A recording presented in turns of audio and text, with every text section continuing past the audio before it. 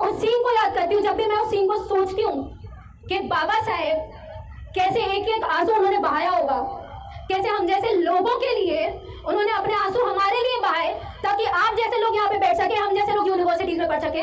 उनको उस वक्त रहने के लिए जगह नहीं मिली और आज हम लोगों के लिए इतनी फैसिलिटीज है कि हर जगह पे हम लोग रुके हुए हैं और बड़े बड़े विश्राम गृह में हम लोग रुके हैं। ये ताकत है उनकी। बहुत दुख होता है मुझे वो चीजें सुन के, मुझे रोना आता है कि मेरे बाबा साहब को ऐसे लोगों ने रुलाया है। एक एक उनके आंसुओं का बदला मुझे नहीं पता आप लोग कैसे लेने वाले हैं। पहली बार ऐसी जगह पे जो ऐतिहासिक जगह है वहां पे मैं अपने जीवन का उद्देश्य आप लोगों को बताने आई हूँ, जो आज तक कभी मैंने किसी को नहीं बताया। तो जय फूलन जय भीम, तो जय कांशी जय भीम, तो जय सावित्री जय भीम। बहुत बढ़िया एनर्जी है अभी, है ना। हमारे अम्बेडकरवादी लोग में बहुत एनर्जी होती है। तो सबसे पहले मैं राजकुमार जी का बहुत बहुत आभार व्यक्त करूँगी कि उन्होंने मुझे मौका दिया यहाँ बोलने का, और संकल्प समिति जो यहाँ पे ट्रस्ट है उसका मैं बहुत बहुत धन्यवाद करूँगी कि उन्होंने मुझे मौका दिया। और मैं इतनी दूर से यहाँ पे इसलिए आ पाई हूँ क्योंकि मुझे जब पता चला कि यहाँ पे हर साल प्रोग्राम होता है, और ये चीज़ मुझे पता चली संता आवाज़ टीवी के मनोज अंतानी जी से, और उन्होंने ही मुझे यहाँ पे लाया और मैं पहली बार यहाँ पे आई हूँ। तो ये मेरे लिए भी बहुत ज़्यादा खुशी की बात है कि मैंने बहुत बचपन से सुना हुआ था इस जगह के बारे में कि बाबा साहेब ने कैसे वो दिन यहाँ पे काटे हैं। सबसे पहले मैं अपना इंट्रोडक्शन आप लोगों को दे देती हूँ। मैं अपेक्षा रंगारी हूँ, दिल्ली यूनिवर्सिटी की स्टूडेंट, और मैं बाबा साहेब की जन्मभूमि मध्य प्रदेश से आती हूँ। और मैं अभी रिसेंटली दिल्ली यूनिवर्सिटी में हम लोगों ने ASA जो है, मतलब ऑल ओवर इंडिया में ASA है, अम्बेडकर स्टूडेंट एसोसिएशन, हर यूनिवर्सिटी में स्टूडेंट विंग है। दिल्ली यूनिवर्सिटी में इस साल बहुत बड़ा ही ऐतिहासिक माहौल इसलिए है क्योंकि हम लोगों ने वो स्टूडेंट विंग आज पहली बार बनाई है, और अभी दिल्ली यूनिवर्सिटी के इलेक्शन चल रहे हैं और हमारी टीम लगातार वहाँ पे काम कर रही है, और मैं ASA की वाइस प्रेसिडेंट हूँ। तो मुझे बहुत मुश्किल से टाइम निकाल के मैं यहाँ पे आई हूँ क्योंकि इलेक्शन की जो माहौल होता है आप लोगों को पता है, दिल्ली यूनिवर्सिटी का एक ऐसा इलेक्शन होता है कि वो MP MLA से भी ज़्यादा बड़े लेवल का इलेक्शन होता है। तो अभी चल रहा है वो इलेक्शन। खैर ये तो रहे मेरा इंट्रोडक्शन। अभी मुझसे पहले जितने भी वक्ता रहे हैं और जिन्होंने भी अपना गीत प्रस्तुत किया है, सबने एक चीज़ से अपना गीत प्रस्तुत किया है कि कैसे बाबा साहेब ने बड़ौदा में अपने जो वक्त है वो 11 दिन कैसे गुजारे, और ये वो 11 दिन की जो किताब है वो भी आप लोगों को पढ़ने को मिलती है बाबा साहेब की। आप लोगों को 2 इंसिडेंट बताती हूँ मैं, 2 इंसिडेंट, जिसको एक तो इंसिडेंट यही है जो बड़ौदा का बाबा साहेब का, जिन्होंने 11 दिन यहाँ पे बिताया और उनको जब धक्के मार के बाहर निकाल दिया गया था फारसी धर्मशाला से, तो वो यहाँ आए थे और वो यहाँ पे रोए थे। बट उसके पहले सबसे चर्चित जो एक स्टोरी आप लोगों ने सुनी होगी कि कैसे गांधी जी को भी ट्रेन से ब्लैक्स के थ्रू निकाल दिया, वाइट्स के थ्रू निकाल दिया जाता है, that you are a black person so you can't sit in the lobby of whites. ये ट्रेन की घटना है। ये होने के बाद उन्होंने ये संकल्प लिया था कि मैं देश के लिए देश को आज़ादी दिलाऊंगा उन ब्रिटिशर से। और कमाल की बात मैं आपको ये बात बता दूं, उन्होंने ये तो संकल्प ले लिया था, बट जब आज़ादी की बात आई तो हम लोग अपना श्रेय उन्हीं को देते हैं और ये बोलते हैं कि उन्होंने हम लोगों को आज़ादी दिलाई।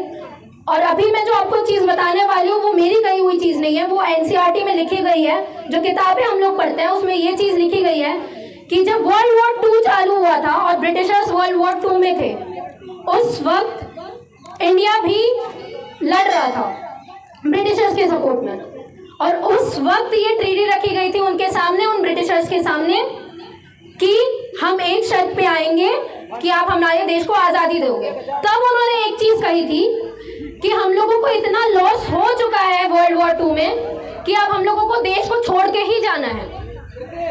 तो आई डोंट थिंक सो कोई इंडिपेंडेंस हुई गांधी जी को देते हैं।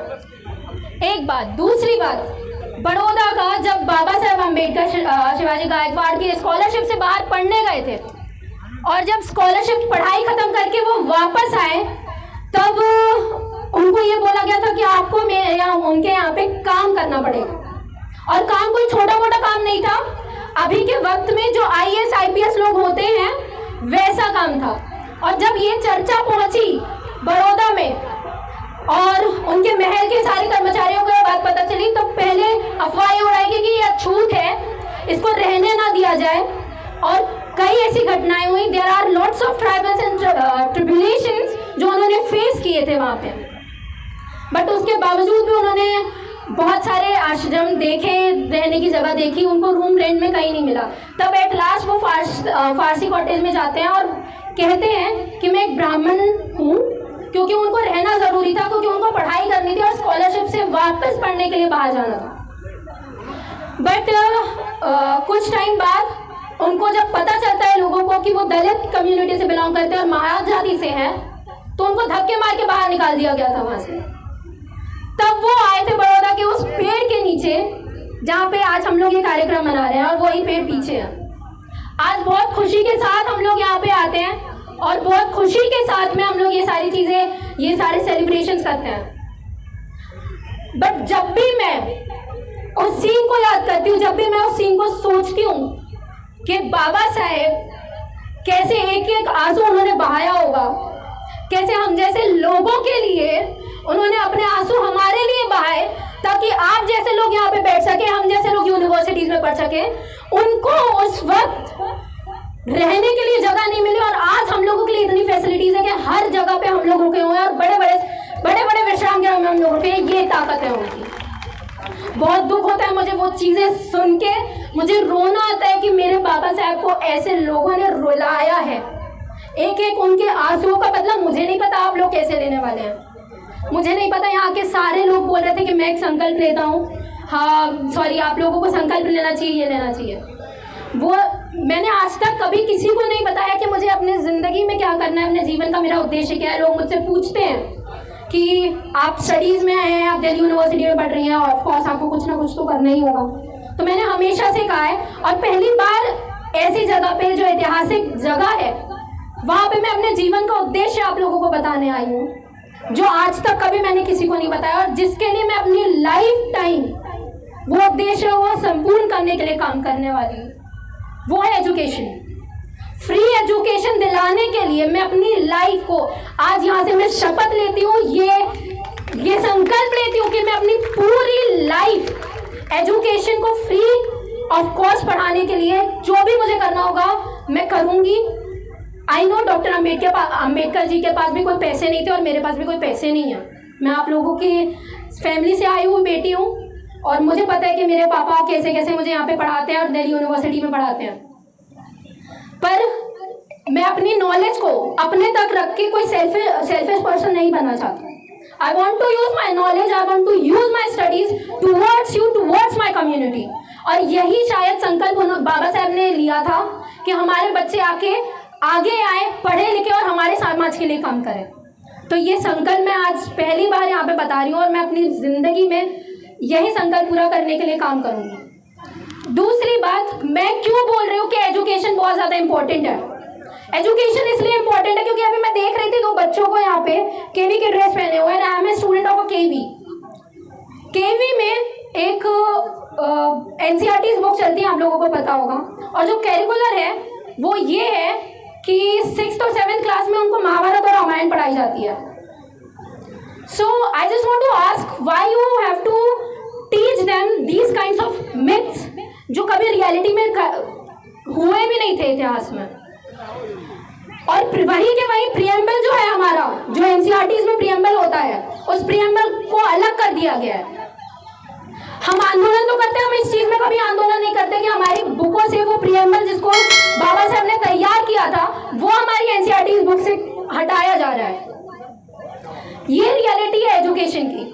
रियलिटी एजुकेशन की ये भी है कि इतनी ज्यादा फीस हाइक हो रही है लगातार यूनिवर्सिटीज में कि आप जैसे लोग, हम जैसे लोग पढ़ नहीं सकते हैं। और ये जो काबिलियत है वो उनके अंदर है, वो ब्राह्मणवादी सोच वाले लोगों के अंदर है, इसलिए उन्होंने एजुकेशनल इंस्टीट्यूशन जैसे इसमें अपना हक जताया, वहां पे बैठे हैं, सारे पोस्ट में वो बैठे हैं।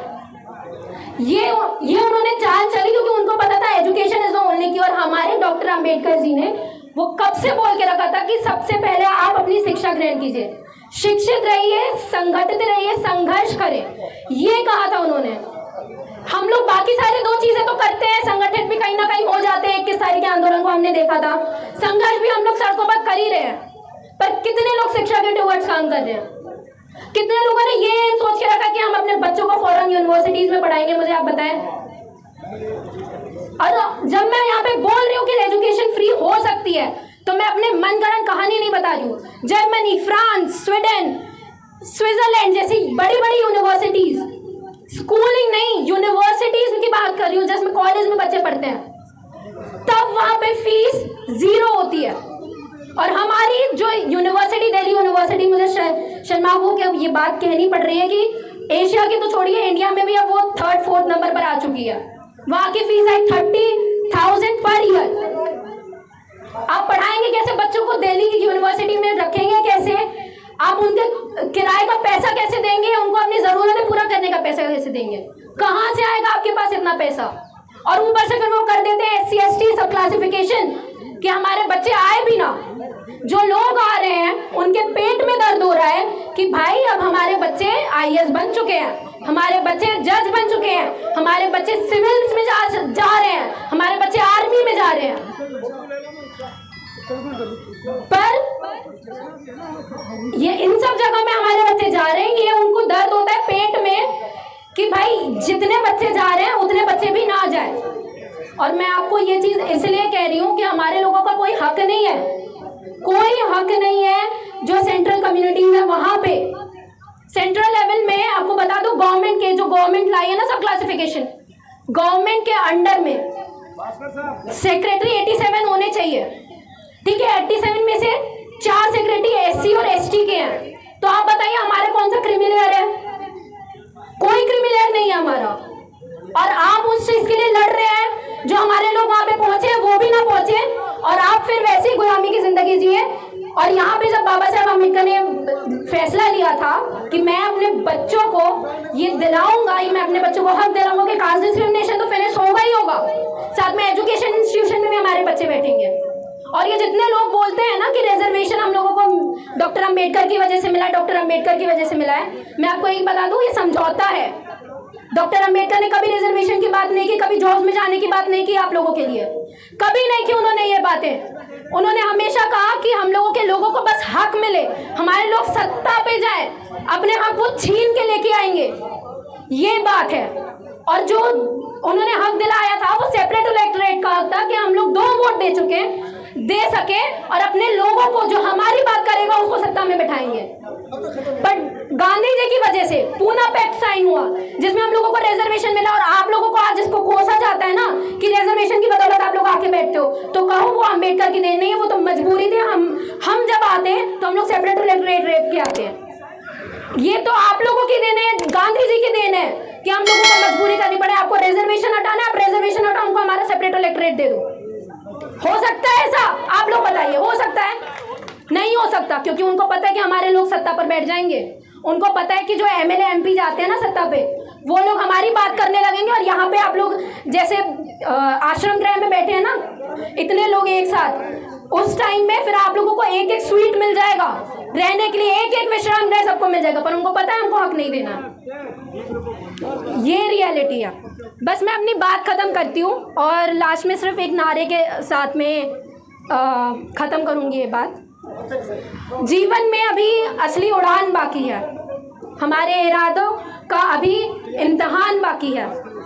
अभी तो नापी है हमने थोड़ी मुट्ठी पर शिक्षा, अभी तो नापने का पूरा आसमान बाकी है। धन्यवाद। जय भीम, जय भारत।